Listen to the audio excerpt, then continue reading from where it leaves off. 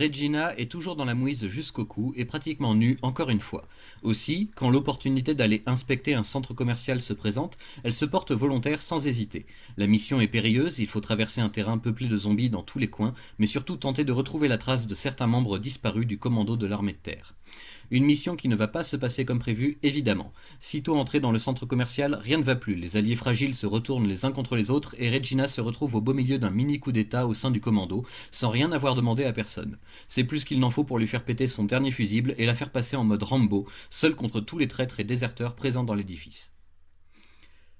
Alors là, j'avoue que je suis un peu déçu. Ça m'ennuie vraiment de le dire parce que je veux donner sa chance à un titre de chez Lion qui pour le coup sort vraiment du lot et de ce dont on a l'habitude en France, mais là ce second et dernier tome de cette première saison me laisse froid.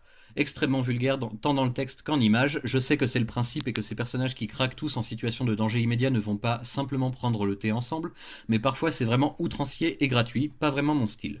Je ne sais pas non plus ce qui s'est passé avec les planches, mais à certains moments il y a un effet visuel un peu dérangeant, comme si le fichier numérique n'avait pas été lu correctement, soit ça, soit c'est purement graphique et que c'est un effet comme un autre pour nous montrer que la situation commence à sérieusement déraper dans la tête de Regina, mais c'est pas évident à saisir. J'ai adoré en revanche le passage bien sanglant sur du Lady Gaga à tout berzingue, ça déchire.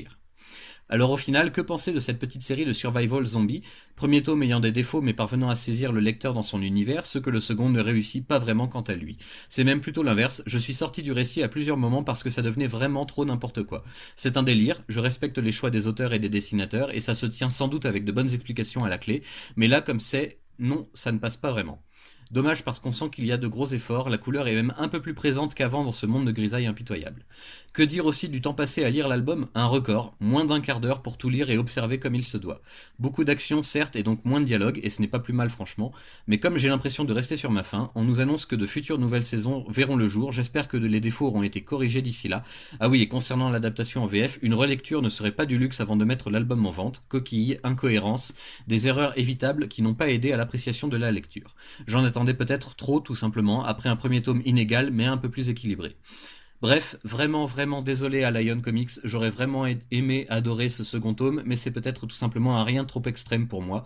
Je me console en me satisfaisant du fait qu'on voit enfin Regina dans sa fameuse combinaison licorne, mais c'est bien maigre. Il y a de bons points cependant, comme le dessin qui est généralement très réussi et réaliste, et une violence verbale et physique assez maîtrisée dans l'ensemble, un titre indépendant et très underground à ne pas mettre entre toutes les mains.